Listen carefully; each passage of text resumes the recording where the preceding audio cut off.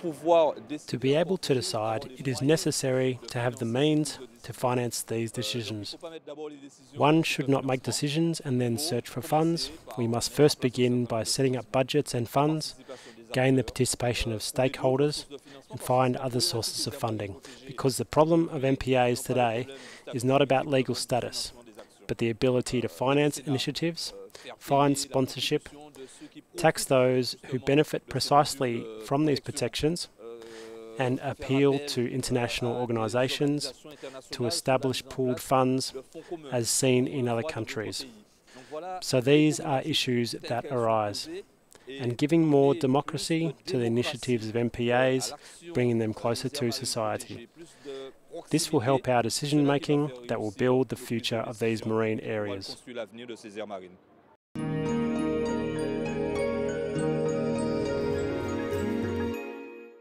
This was a side event covering Mauritius, Seychelles and Comoros to show how these three different countries in the Indian Ocean are facing the challenges of reconciling development and conservation. They are at very different stages of development. They have very different approaches to protected areas, but they're all making progress in different ways. The Seychelles already covers 51% of the land surface as protected area. Now they're going ahead and probably gazetting 30% of the exclusive economic zone. Comoros is creating marine protected areas that have been proposed by the local fishermen communities and will be co-managed with them. Mauritius currently is focusing mostly on terrestrial parks, but they have a huge challenge to learn what the people from Rodrigues, the second largest island, have done in marine protected areas and how they involve the fishermen communities. Seychelles has developed sustainably up to now and has done quite well economically while protecting the environment. And now with climate change and with other challenges like much more development coming on, we need to put the right infrastructure, the right institutional framework to make sure that Seychelles does as well as it has done during the last 50 years. I think it's been very successful in exchanging information, ideas and networking, and especially learning about what these challenges are.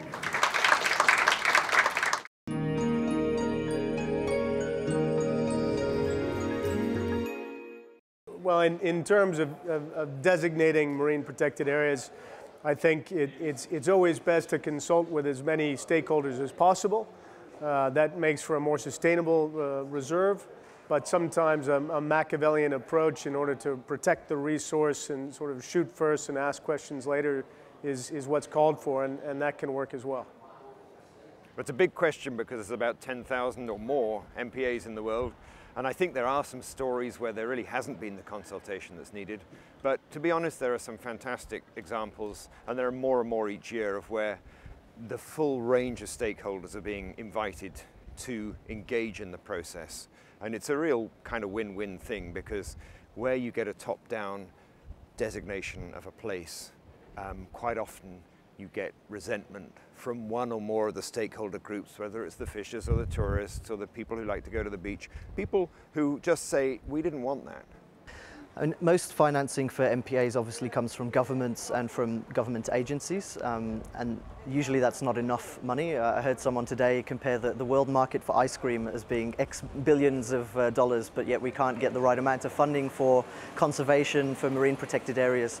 Perhaps involving more private funding, perhaps involving communities in the funding process as well is one option, but certainly more money needs to come from governments to protect these areas. I think we need to start getting quite innovative about how we think about the value of protected areas, because that in turn will, I think, generate new finance from many different sectors. So, of course, the tradition of things like people paying to dive and visit parks is a good one, and there are some great examples where parks are self-sustaining in that sense. But as we start to get a handle on the value of fish production by marine protected areas, or the value of coastal protection, I think you get to a place where you wind up saying, how can we afford not to have marine protected areas?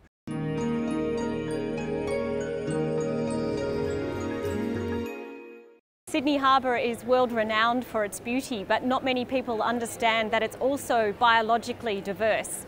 So although we have a big city, lots of building, lots of shipping, lots of impacts, we still have an incredible biological diversity, lots of fish, more than 580 species of fish in Sydney Harbour.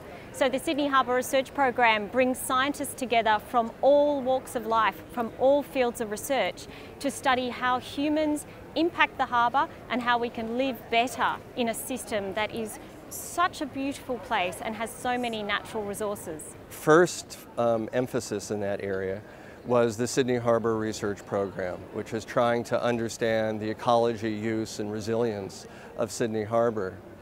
But after that had been going for a year or two, it occurred to us that in fact there are many cities across the world that are challenged by exactly the same kinds of issues that Sydney is. Contaminants in the harbour, multiple use, the building and development along the shores. So we thought, can we develop a project where we can all learn from one another and we can develop a world's best practice approach to building the resilience of urban waterways and ports and harbours. So the World Harbour Project was born out of that logic. Rio de Janeiro Harbour decided to join this harbour project because of the quality of the science that is involved in this project, the experience that SIMS have here in Sydney, and also because we have in 2016 Olympic game that depends pretty much for the Guanabara Bay environment and also the harbor quality. So we now have 14 or 15 global cities ranging from Shanghai to Rio de Janeiro to New York to Singapore to Sydney and Auckland. And we've launched it here today at the IUCN World's Parks Congress. And last week we had the first partner workshop where partners from all over the world gathered together at the Sydney Institute of Marine Science to develop the project. And we're very happy with how things are going. We now have a governance structure to the program. We've all met, shared information, shared the issues that we face, and have developed a project structure for the program that will now roll out over the next little while.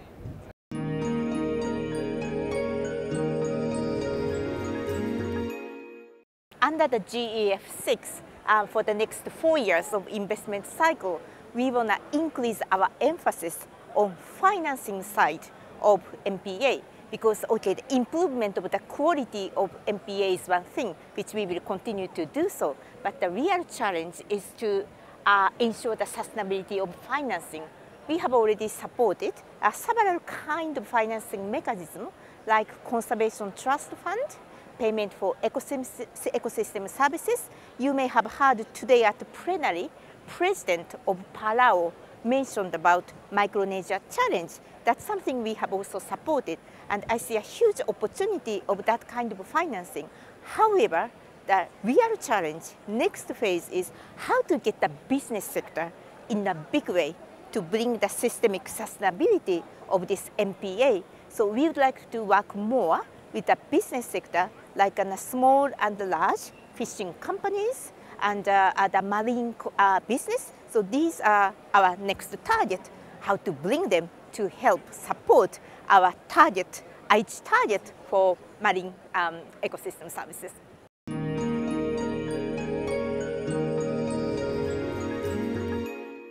SeaSketch is an application, it's a web-based tool that's built by my lab at the University of California, Santa Barbara to sketch and evaluate prospective marine protected areas.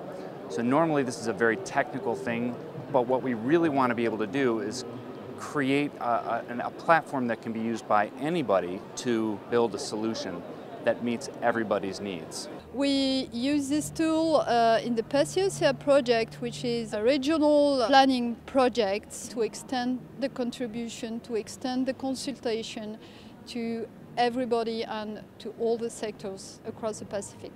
So stakeholders with no training whatsoever, really, can use this application on the web to draw designs for marine protected areas, evaluate them based on science and policy guidelines, and then share them with others, take designs from others, and build some sort of MPA network.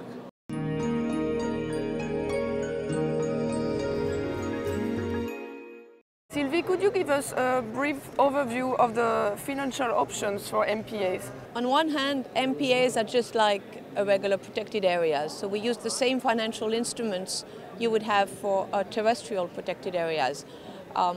Donor funding is very important for a number of our marine protected areas, but also government budget lines.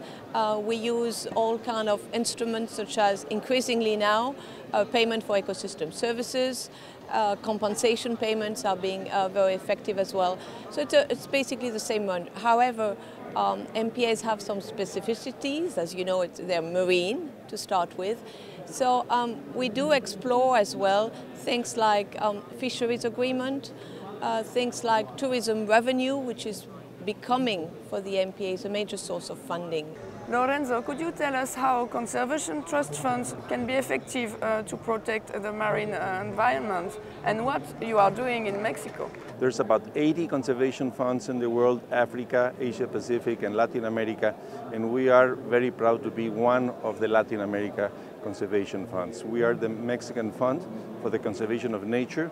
We do our work in Mexico, although we also work with the Mesoamerican Reef Fund, which I happen to chair, and so we do terrestrial and marine work in Mexico. What we do is we raise large amounts of money for project funds or endowments, which managed as financial instruments, and then we pool the resources and we do conservation work, which is executed by local nonprofits or local executing organizations and communities. In other words, we are financial intermediaries of conservation, and by doing so, we make sure that we bring additional financing to countries. In the particular case of Fondo Mexicano, we have funded close to 1,300 projects all over Mexico.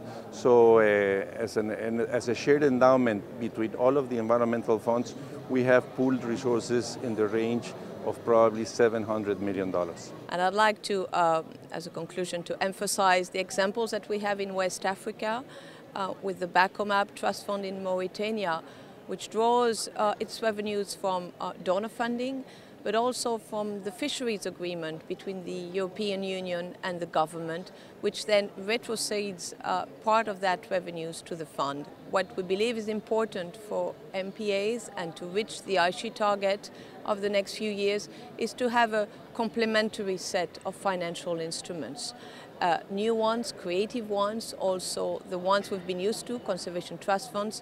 Donor funds, of course, have a very privileged advantage as well. So it's a mix of these different instruments within the framework of a comprehensive financial analysis.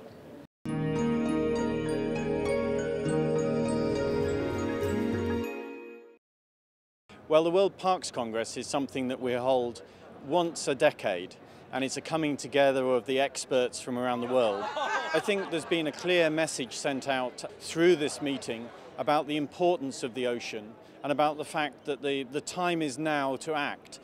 So whilst there's a marine crosscut and 8 streams, in that marine crosscut we managed to get 226 ocean and ocean-related events, lunchtime debates, 5 Google Hangouts, and of course, to top it all, a lovely reception with the backdrop of Sydney to celebrate it. The target talks about creating areas of importance for biodiversity, but also areas of importance for ecosystem services. That will require changing the way we do conservation from the previous protected areas that we created that were focused on conserving biodiversity to create a new generation of protected area more focusing on delivering benefits for people.